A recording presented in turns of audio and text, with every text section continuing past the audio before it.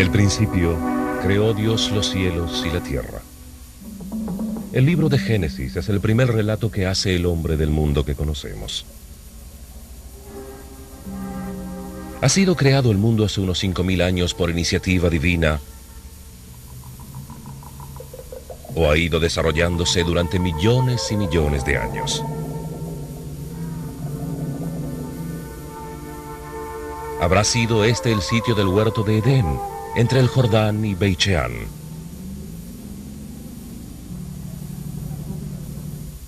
¿O estaba entre el Tigris y el Éufrates?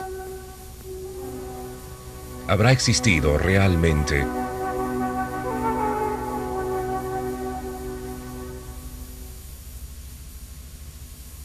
la Biblia? Esa única encarnación de la verdad universal, fuente de las 3 mayores religiones, ha sido escrita aquí, en esta tierra sagrada.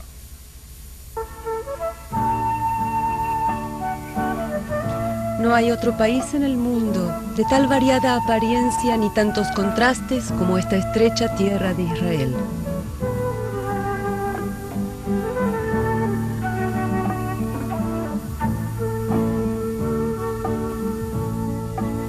La Tierra Santa ofrece una gama casi ilimitada de atractivos al turista de todo el mundo, sea cual fuera su credo o cultura. Aquí uno contempla los paisajes en los que han sido concebidos ideales eternos.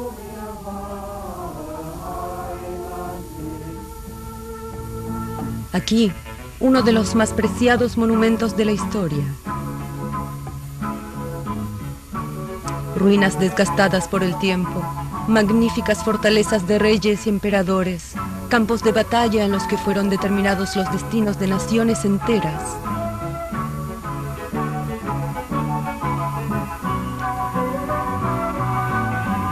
Y no es por arte de magia que en este país se evocan tiempos pretéritos. Es el lugar mismo donde se dieron acontecimientos que han forjado el destino de la humanidad. Síganos, pues, en un viaje por los tiempos, por la historia de la humanidad, en la tierra de Israel, Tierra Santa.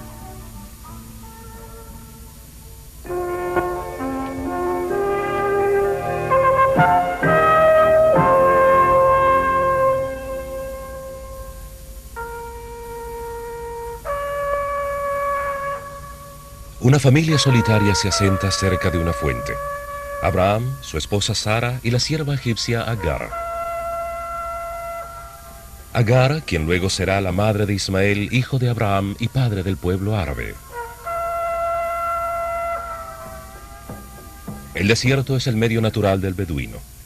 Su vida nómade bien podría recordarnos la de nuestros antepasados Abraham, Isaac y Jacob hace más de 3000 años. Conservando sus antiguas costumbres y tradiciones, los beduinos viven a unos pocos kilómetros de esta moderna ciudad de Beersheba, la capital del Negev.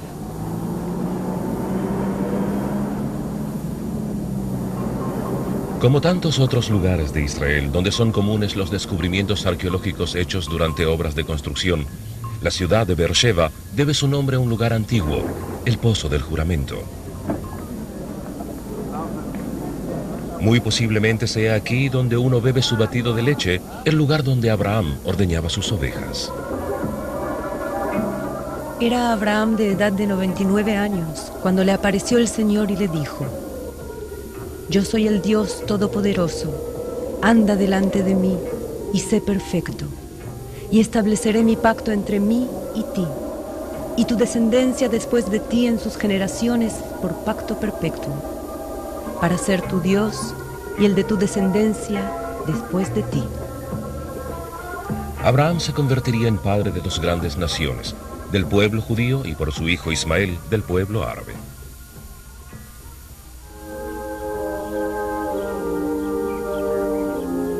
Al azotar el sol del mediodía a la planicie de Mamré, Abraham busca refugio bajo este roble que hoy tiene unos 4000 años.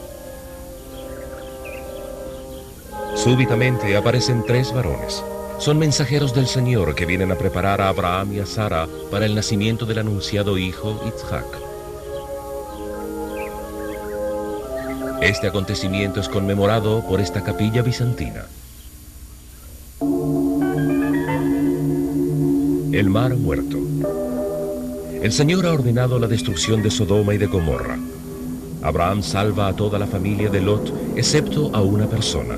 Entonces la mujer de Lot miró atrás, a espaldas de él, y se volvió estatua de sal.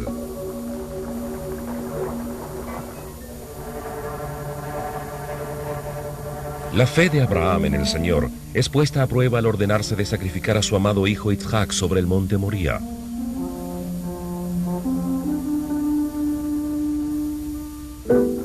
Encabezando la pequeña comitiva, montado en su asno, lo seguían a pie su hijo y sus siervos. La leña para el sacrificio la portaba el mismo Isaac. Y al levantar Abraham el cuchillo para degollar a su hijo, el ángel del Señor lo llama desde los cielos. No extendáis tu mano sobre el muchacho, porque ya conozco que temes a Dios. Es aquí, sobre el monte Moría, donde más de 1000 años más tarde se erige la casa de Dios. En el mismo sitio donde la fe del hombre fuera sometida a la prueba divina, por primera vez, pero no última. Kiryat Arba, al sur de Jerusalén, también es conocida como Hebrón, mencionada por primera vez en el libro de Génesis. Estos son los nuevos barrios de la ciudad.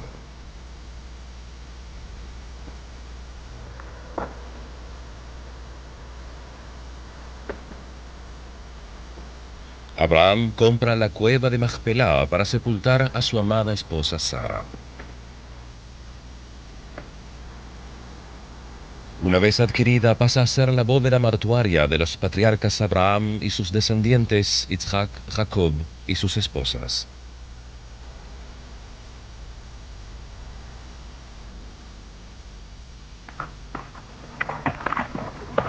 Y Jacob soñó. He aquí una escalera que estaba apoyada en la tierra, y su extremo tocaba en el cielo. He aquí ángeles de Dios que subían y descendían por ella.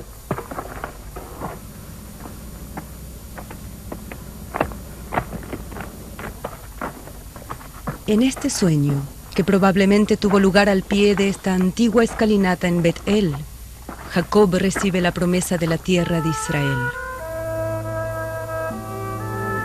Unos días después de tan trascendental acontecimiento, Jacob encontrará a su futura mujer, Raquel, al lado de la fuente. Esta mujer beduina abreva a las ovejas de su padre de manera muy semejante a lo que hacía Raquel cuando Jacob la vio por primera vez y se enamoró de ella. Raquel muere inesperadamente al dar a luz y es sepultada en las afueras de Belén. El trágico relato de su obstinada devoción, el prolongado sufrimiento de su esterilidad y luego su muerte, la han transformado en símbolo de maternidad para todas las generaciones.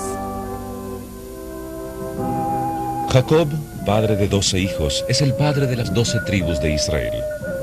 Uno de sus hijos, José, pasa a ser el gobernante de Egipto por decreto faraónico. Cuando toda la región sufre los 7 años de hambre, invita a su padre y a sus hermanos en Egipto. José muere en Egipto. Su féretro lo llevan los hijos de Israel en su éxodo para reenterrarlo aquí, cerca de Nablus, la antigua Siquem.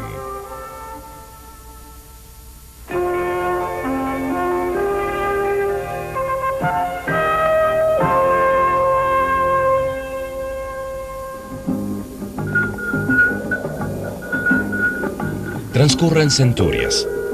En Egipto se destaca Moisés, criado por la hija del faraón como líder de su pueblo. Los hijos de Israel ya no son libres. Son oprimidos por el faraón y obligados a construir las inmensas ciudades de los egipcios. Solo un gran maestro, quien introduce al mundo el monoteísmo, puede liberarlos.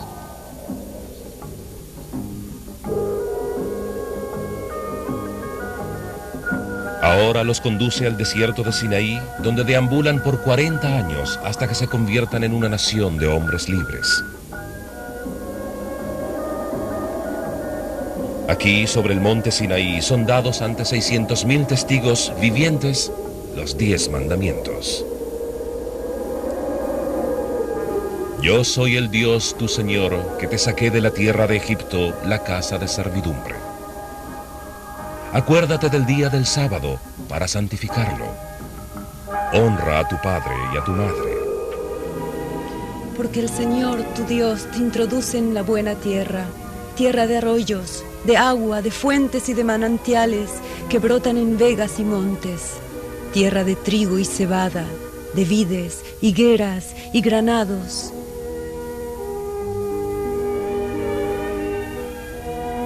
Tierra de olivos, de aceite y de miel.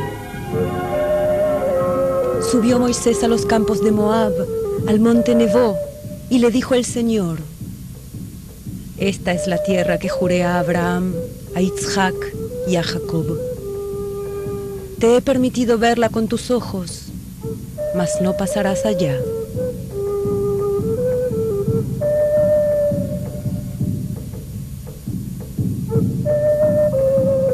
Y así fue que Moisés murió sin entrar a la tierra prometida, siendo sepultado en Moab, en Transjordania, y el lugar de su sepultura permanece desconocido hasta hoy.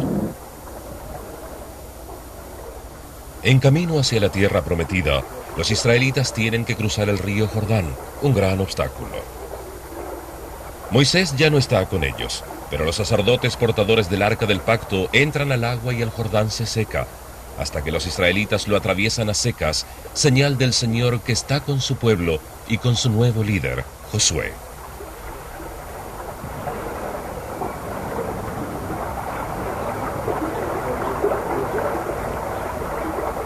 Después de cruzar el Jordán, los hijos de Israel acampan en Gilgal, en la planicie de Jericó, para festejar la Pascua.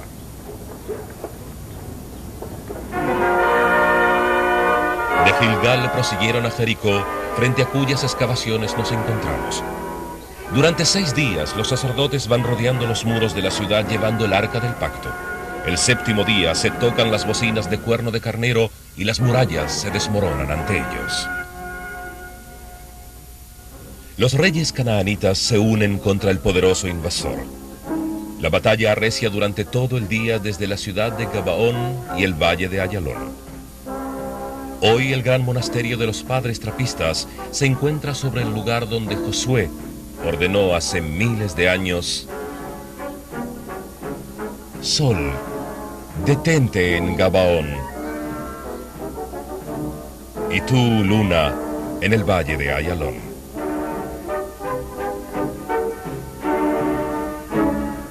La toma de posesión de la tierra prometida fue un largo y arduo proceso.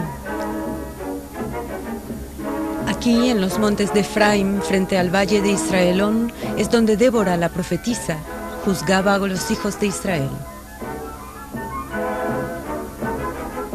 Al pie de otra montaña, el monte Tabor, el ejército canaanita bien equipado es derrotado por Barak, a quien Débora imparte su guía durante toda la batalla.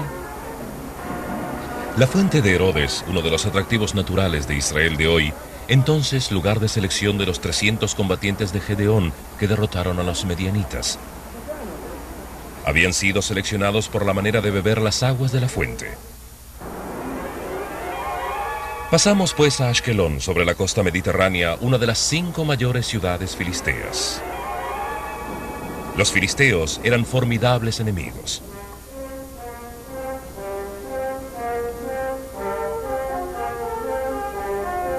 Aparece un héroe legendario, Samson, un hombre de enorme fuerza que fuera dedicado a Dios aún antes de nacer.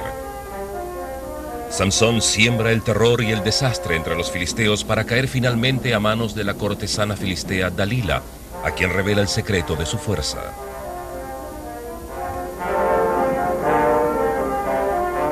Samson es cautivado y pierde sus ojos. Pero en este maravilloso relato de poder físico y espiritual, Samson es redimido por la fe.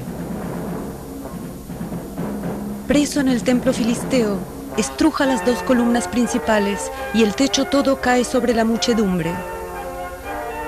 Y los que mató al morir fueron muchos más que los que había matado durante su vida.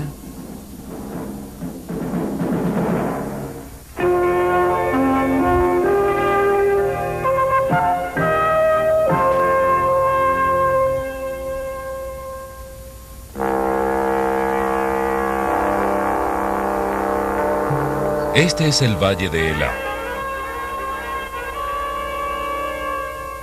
Al pie de los montes de Judea, donde el ejército israelita al mando del rey Saúl vuelve a enfrentarse a los filisteos. Las gigantescas antenas, que permiten las comunicaciones de Israel con el mundo entero, se encuentran en el sitio donde aquel aterrador Goliat venía a desafiar las fuerzas de Israel. Un desafío al que hace frente un jovenzuelo desconocido, David. Juzgándolo por su apariencia, Goliat se mofa del muchacho que se atreve a salir a su encuentro. Y metiendo David su mano en la bolsa, tomó de allí una piedra y la tiró con la honda. Hirió al filisteo en la frente, y la piedra quedó clavada en la frente y cayó sobre su rostro en tierra. David, el menor entre sus hermanos, quien se encarga de las ovejas de su padre en el pacífico valle de Judea, es elegido por Dios para ser rey. Nuevamente se ciernen las amenazas de guerra, esta vez sobre las laderas del monte de Gilboa, ante el valle de Jezreel. El rey Saúl y sus hijos caen en batalla. La casa de Saúl es sucedida pues por la casa de David, que gobernará Israel por cientos de años. Entre los hechos de David como rey de Israel se cuenta la conquista de la ciudad de los Jebuseos, Jerusalén. David moró en la fortaleza y le puso por nombre la ciudad de David. Al establecer su nueva capital, David trae a la ciudad el arca del pacto que estaba en Judea. Y su hijo, el rey Salomón, construye la casa del Señor, el primer templo que existirá 1000 años. Jerusalén ha pasado a ser desde entonces el símbolo supremo de la gloria y poder reales para todo judío del mundo. Una ciudad donde los hechos del más remoto pasado convergen con los lejanos días del futuro. Cuando las naciones volverán sus espadas en rejas de arado y no se adiestrarán más para la guerra. Durante 3000 años desde la entrada del rey David a la fortaleza y hasta el día de hoy, Jerusalén ha sido y seguirá siéndolo Jerusalén de oro.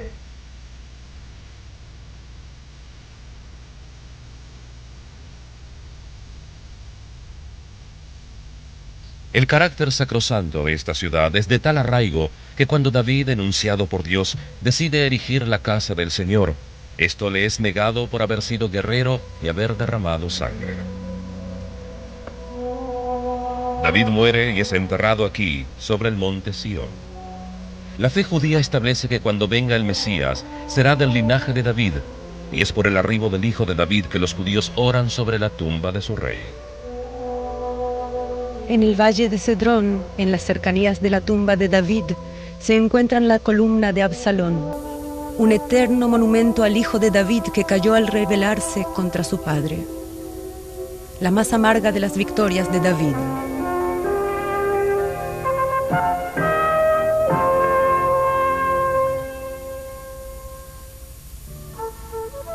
Ni bien elegido rey, Salomón se aboca a la construcción de la casa del Señor que albergará el arca sagrada. Su imperio se ha extendido y el rey Salomón aprovecha su dominio del puerto de Jafo, al cual trae los mejores materiales que podían encontrarse en el mundo de sus días.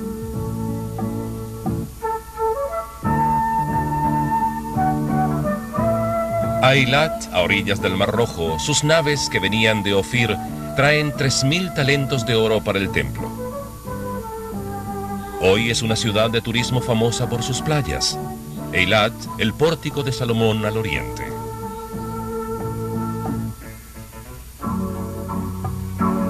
También la reina de Saba llega con su comitiva a Eilat para cerciorarse por sí misma de la sabiduría del más sabio entre los hombres.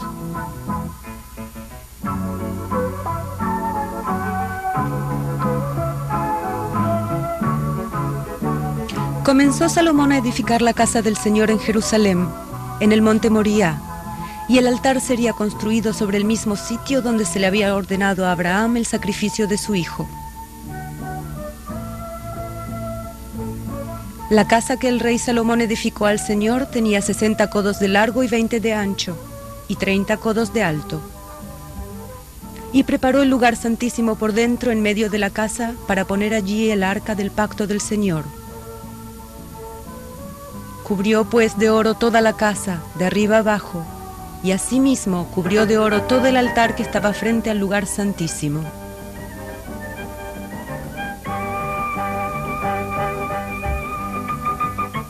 Así se terminó toda la obra que dispuso hacer el rey Salomón para la casa del Señor. Entonces Salomón reunió ante sí en Jerusalén a los ancianos de Israel, a todos los jefes de las tribus, y los sacerdotes metieron el arca del pacto del Señor en su lugar, en el santuario de la casa, en el lugar santísimo. Una vez completada la construcción del templo, Salomón se dedica a otras obras de construcción. Hace cavar 3 cisternas en los jardines reales en las inmediaciones de Belén para que sirvan de reservorios de agua de lluvia a las gentes de Jerusalén. La ciudad de Megiddo, vital para la defensa del reino, es fortificada.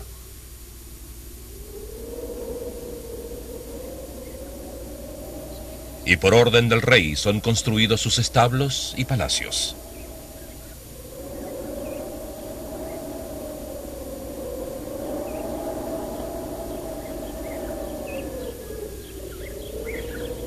Si bien el pueblo de Israel goza de tiempos de paz y prosperidad, el rey Salomón no deja de hacer preparativos para épocas peores para él y para sus hijos que le sucederán. Su conciencia política lo lleva a concluir una alianza con Egipto, casándose con la hija del faraón. El gran monarca, con no menos de 1000 esposas, escribe la más bella obra de amor de todos los tiempos, el Cantar de los Cantares.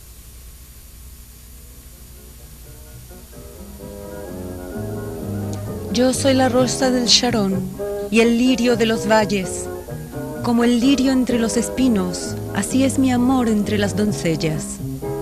He aquí que tú eres hermosa, amiga mía. He aquí que tú eres hermosa.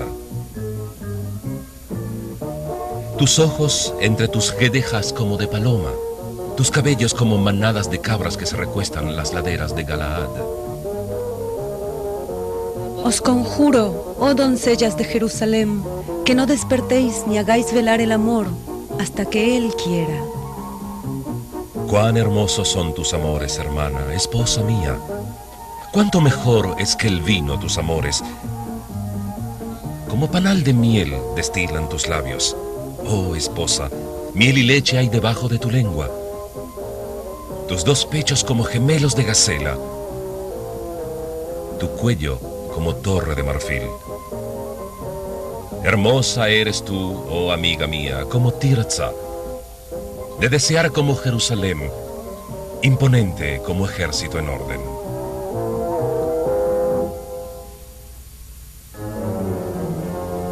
Se acaban los días de paz. Muere Salomón y el reino es dividido. La casa de David sigue reinando en Jerusalén y Judea, pero hay una nueva capital en Samaria bajo la dinastía de Omri.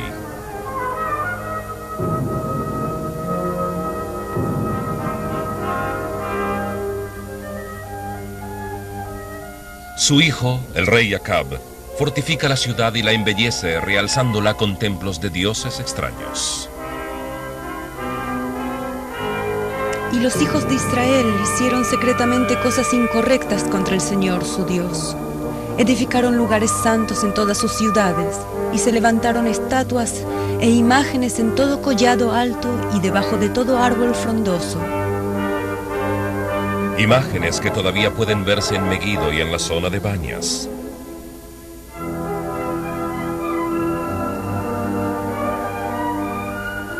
A despecho del cambio en la atmósfera religiosa, aparecen temerosos predicadores intransigentes, los profetas Elías, Jeremías e Isaías.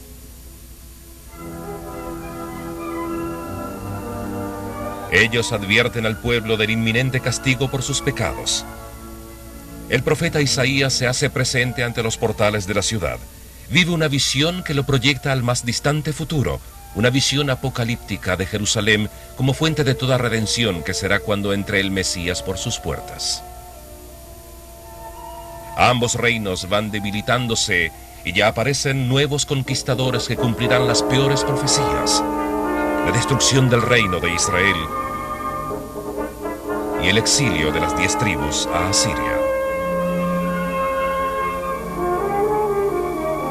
Miles de judíos son arrancados para siempre de su pueblo. Un siglo más tarde, Jerusalén es conquistada por el rey de Babilonia. El resto de la nación judía sufre el mismo destino, el exilio. La casa del Señor es arrasada por el fuego.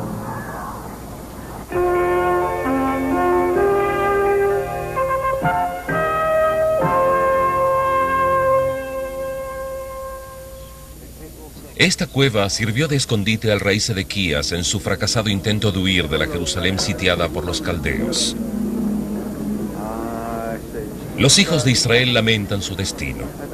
Hoy lamentan la destrucción del templo frente a su último vestigio, su muro occidental, el muro de los lamentos. En la antigüedad lloraban sus plegarias por Jerusalén sentados ante los ríos de Babilonia o en la remota Asiria. El profeta Ezequiel les relata su visión. No sabe que servirá para consolar a su pueblo durante los milenios de su exilio. La mano del Señor vino sobre mí y me llevó en el espíritu del Señor, y me puso en medio de un valle que estaba lleno de huesos. Hijo de hombre, ¿vivirán estos huesos? Y dije, Señor Dios, tú lo sabes.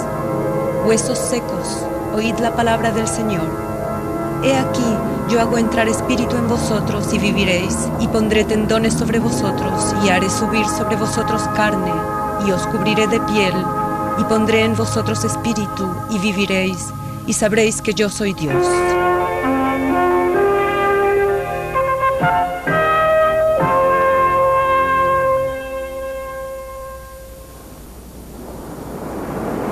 «500 años separan el Nuevo Testamento del Antiguo. Durante ese periodo se dan profundos cambios en toda la región mediterránea. Una nueva potencia afirma su dominación, el reino seleucida.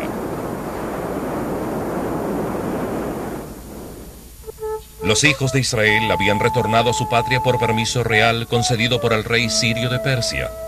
Babilonia ya no existía como imperio y se ha terminado su exilio. En Modi'in, cerca de Jerusalén, los macabeos, una familia de patriotas judíos, se aprestan a librar la batalla contra las huestes griegas. El choque entre ambas culturas es inevitable. Los griegos han provocado la rebelión al tratar de imponerle a los judíos su culto pagano. Los macabeos logran liberar al país del dominio griego y nuevamente se establece el reino de Israel bajo la dinastía Asmonea. Cesarea, sobre la costa mediterránea. El Imperio Romano está en el apogeo de su poderío y prestigio. Judea apenas puede albergar la esperanza de mantener su independencia frente a la superior máquina de guerra de los romanos. Cesarea pasa a ser el cuartel central de las legiones romanas que vienen a sofocar la insurrección de los judíos contra el nuevo conquistador. Construyen en la ciudad un anfiteatro y también un acueducto que conduce a la ciudad las aguas cristalinas de los tan distantes manantiales de la montaña. El rey Herodes es uno de los mayores constructores de todas las épocas. Herodión es un palacio y fortaleza que hizo construir sobre una colina artificial de forma cónica al sur de Jerusalén, en las inmediaciones de Belén, al borde del desierto de Judea.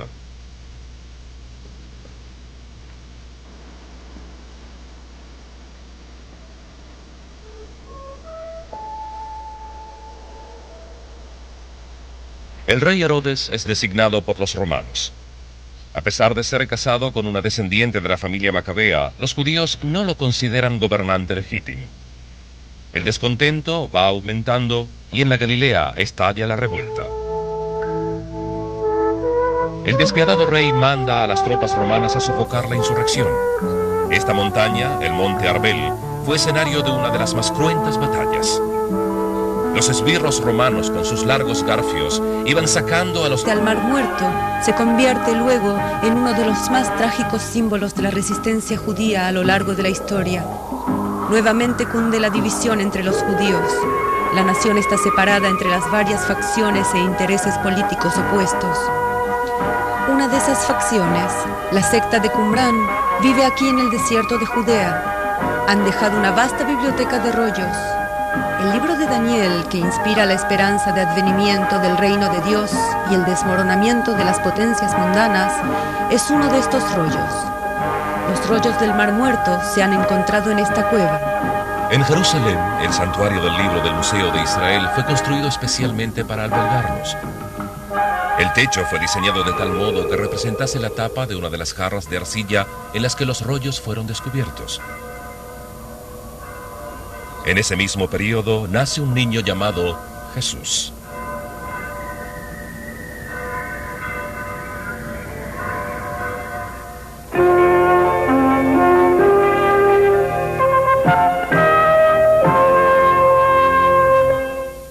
De llevar es más poderoso que yo. Él os bautizará en Espíritu Santo y fuego. Frente al mar de la Galilea, Jesús se encuentra con 4 de sus futuros discípulos, Pedro y su hermano Andrés y otros 2 hermanos, Jacobo y Juan. Los 4 son pescadores. Venid en pos de mí y os haré pescadores de hombres.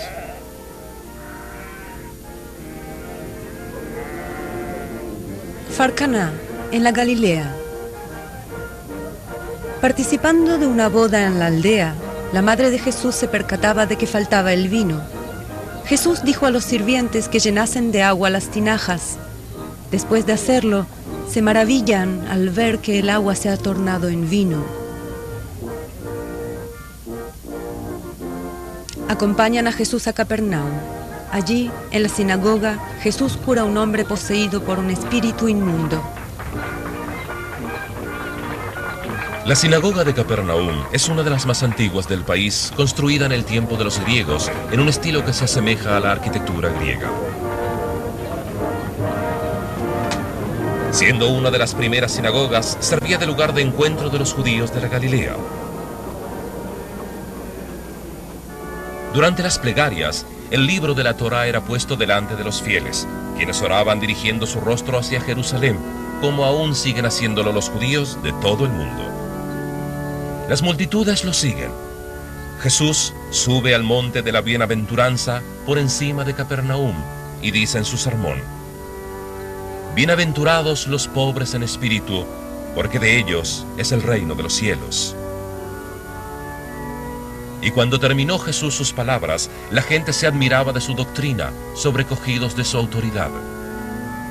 Jesús nombra pues 12 discípulos como apóstoles, a quienes concedió parte de su potestad.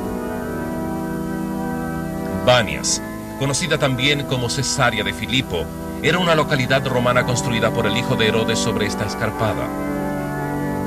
Esta cascada proporciona el agua de algunos de los arroyos y corrientes que son las fuentes del río Jordán.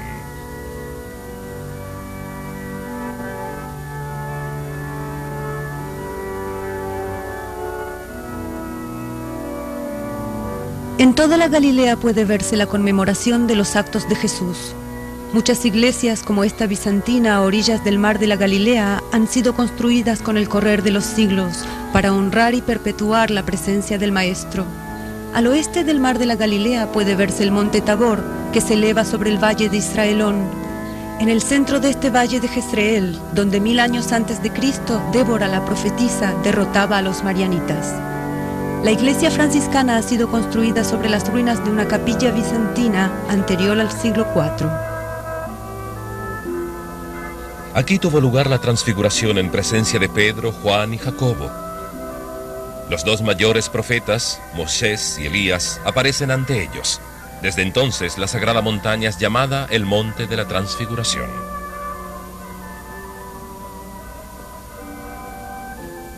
El camino de Jesús a Jerusalén comienza en la Galilea para seguir por Samaria y el valle del Jordán.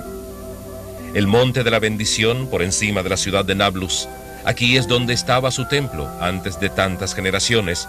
Los samaritanos siguen ofreciendo año tras año su sacrificio en la Pascua.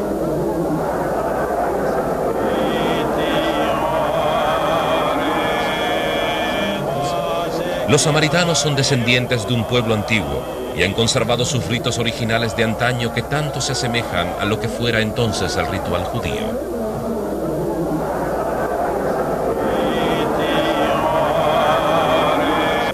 La multitud le seguía gritando: «Salve, Rey de los judíos, sea crucificado, sea crucificado».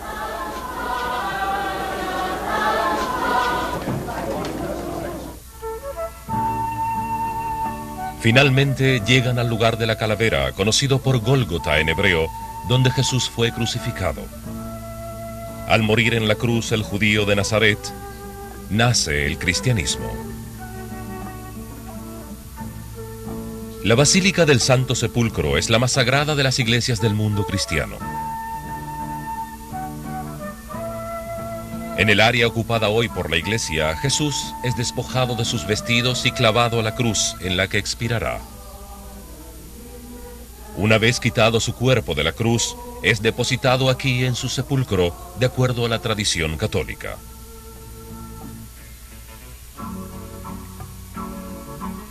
Y en el lugar donde había sido crucificado había un jardín. Pero los protestantes creen que ha sido aquí donde Jesús es sepultado, en el jardín frente a la puerta de Nablus.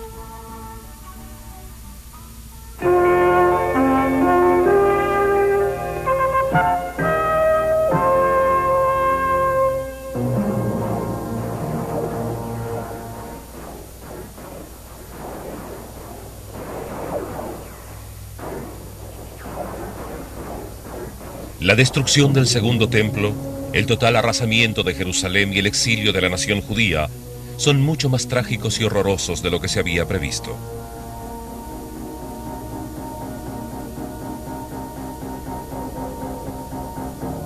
La insurrección contra los romanos comienza en las montañas de la Galilea, pero cunde por todo el país hasta la fortaleza de Gamla en el Golán, donde los rebeldes tratan desesperada pero inútilmente de hacer frente a las legiones romanas. 4.000 hombres son muertos a manos de los romanos y muchos otros se arrojaron al precipicio.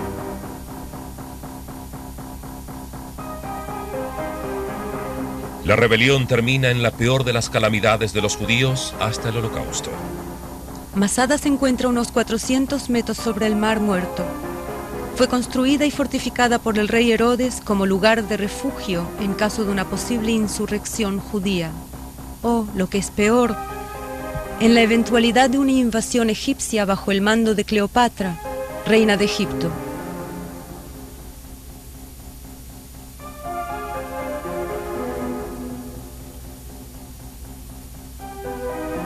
Para los rebeldes, este es el último reducto donde pueden hacer frente al enemigo. Bajo el mando de Elazar ben Yair, construyen una fortaleza inexpugnable sobre la cima de la montaña. Durante 7 años subsistieron como última comunidad judía independiente que había quedado en el país. Aquí habían construido su sinagoga y sus baños rituales. 3 años antes, Jerusalén era destruida por Tito. La legión acampa al pie del elevado pico de Masada. Después de una resistencia de 3 años, los rebeldes de Masada optan por el suicidio, al que prefieren a la rendición. Y cada uno se tendió en el suelo al lado de su mujer e hijos muertos, y los acogió en sus brazos y extendió con voluntad su cuello a ser degollado por los hombres encargados de este terrible acto. Los romanos no se alegraron esta vez por lo que sus ojos veían de sus enemigos, sino que se maravillaron de su noble espíritu y gloriosa decisión, que le rió a la muerte y no se arredró ante este gran acto.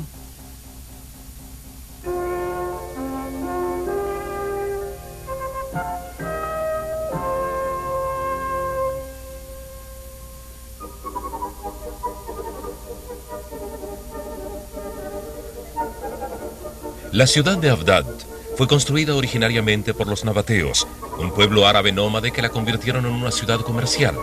Era una estación de importancia en la ruta de Eilat y de allí al lejano oriente. En esos tiempos, ya los romanos habían aceptado el cristianismo.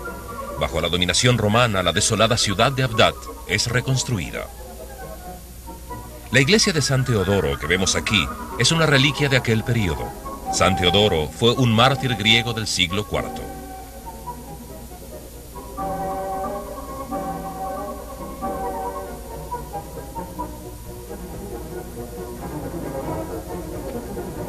Este monasterio se encuentra al lado de la iglesia. Fue construido por monjes cristianos que resolvieron vivir aquí en el desierto del Negev. Los bizantinos han dejado rasgos evidentes de su dominación de estas tierras, donde construyeron tantas iglesias, castillos y fortalezas.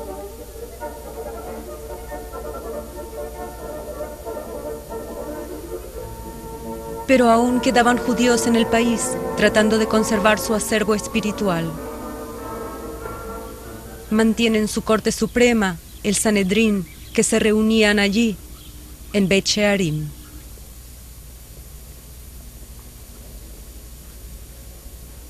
En Beit Shearim también vivía uno de los más afamados estudiosos judíos, Rabbi Yehuda HaNasi, quien ha compilado la Mishnah.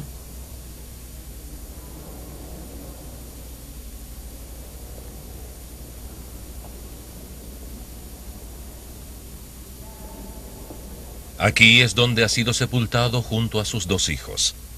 Sarcófagos de piedra tallada con varios decorados depositados en las cámaras de las catacumbas.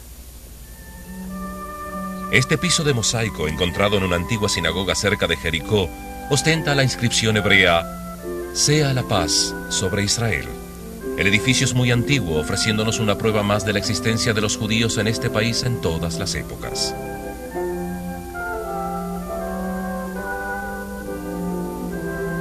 Sean recordados para bien, sea para la eternidad su memoria. Amén.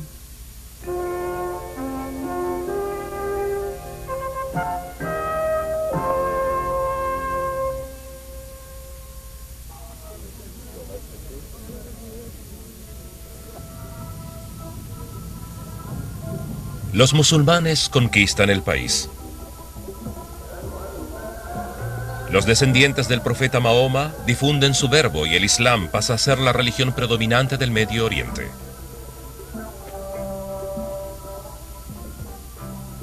El área del templo recibe un nuevo nombre, el Haram al-Sharif, en memoria del Sharif Omar, quien conquista la ciudad santa.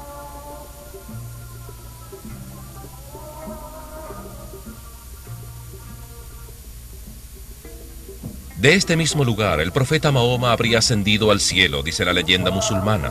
La mezquita de Omar, con su cúpula de la roca, es la más bella de las mezquitas del mundo islámico. El monumental edificio octogonal, construido por Abd el-Malek, se encuentra sobre el preciso sitio donde se habría dado la ascensión de Mahoma. Jerusalén y el área del templo son pues lugares sagrados para el Islam. Solo las ciudades sagradas Meca y Medina en Arabia Saudita son consideradas más sagradas para los musulmanes. Jerusalén, denominada Elia Capitolina para los romanos, pasa a ser ahora el Quds, la sagrada.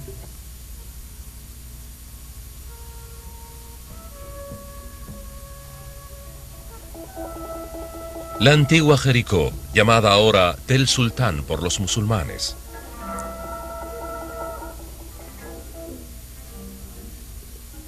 Aquí es donde se visita el lujoso palacio de Califa Hisham, de la dinastía Umayyad. Cuando Damasco, la capital de los Umayyad, está en la lejana Siria, y el palacio de Jericó sirve como lugar de reposo invernal para los gobernadores musulmanes. Durante la dominación musulmana son construidas muchas mezquitas en todo el país, principalmente en las ciudades mayores como Jerusalén y Hebrón, realzando así su significado religioso.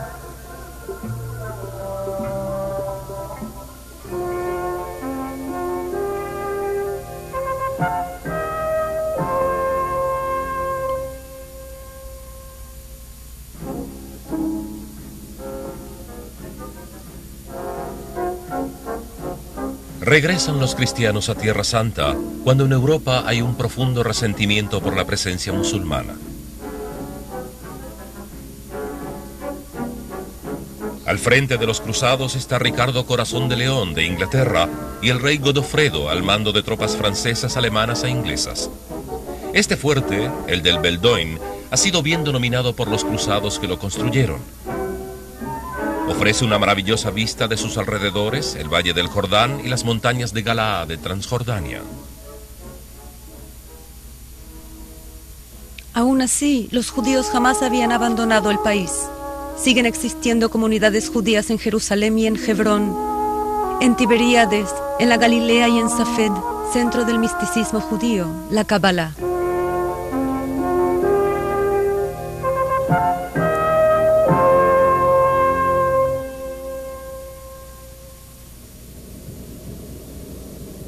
El país es conquistado y vuelto a reconquistar.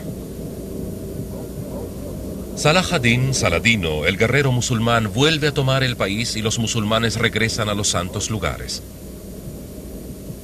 Los muros que rodean a la ciudad vieja de Jerusalén han sido construidos sobre cimientos de la antigüedad y llegan a su altura actual por obra de los turcos.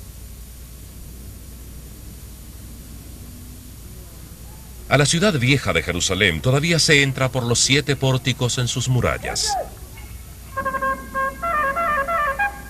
Sigue transcurriendo el tiempo cuando Napoleón Bonaparte sueña con fundar un imperio oriental como lo habían hecho tantos conquistadores anteriores.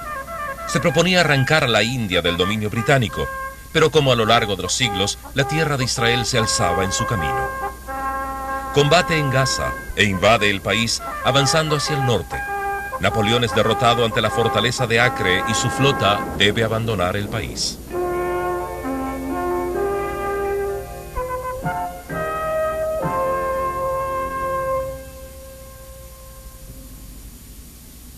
El primer suburbio judío fuera de las murallas es construido a instancias de Ser Moisés Montefiori. Así nace la moderna Jerusalén. Su expansión es rápida y pronto es más grande que la ciudad vieja.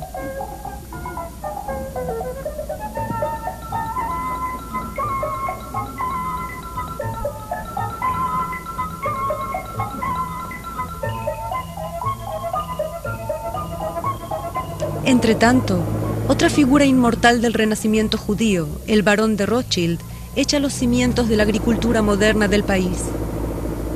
En esta época es fundada la primera población agrícola del país, Zichron Yaakov.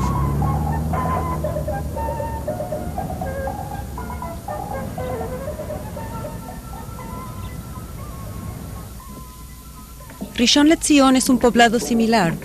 Los pioneros son inspirados por su fe en la visión del Estado judío a crearse, como lo hubiera previsto Theodor Herzl. El movimiento sionista crece en la diáspora. Los judíos son llamados a retornar a su patria. La Primera Guerra Mundial. El país todavía dominado por el Imperio Turco es escenario de batallas. Finalmente el general británico Edmund Allenby invade la tierra de Israel y entra a la ciudad vieja por el pórtico de Jaffa.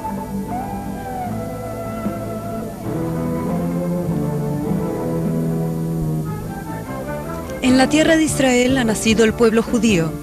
En esta tierra se ha forjado su carácter espiritual, religioso y nacional. Aquí ha vivido en soberana independencia. Aquí ha creado una cultura de significado nacional y universal y dio al mundo el eterno libro de los libros. Así reza el primer párrafo de la Declaración de la Independencia de Israel, dada a conocer en los propios días de la Guerra de Liberación.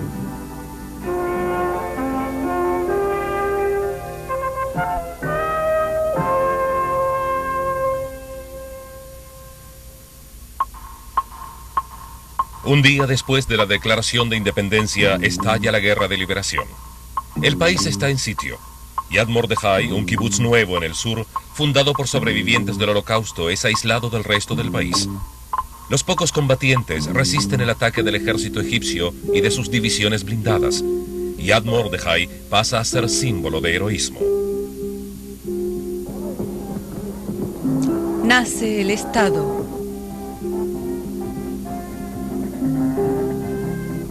En la tierra de Israel es donde se encuentran Oriente y Occidente, Norte y Sur, lo viejo y lo nuevo, lo religioso y lo laico. Aquí se entreveran la tradición y la cultura, se amalgaman el pasado y el futuro y coexisten la realidad y los sueños.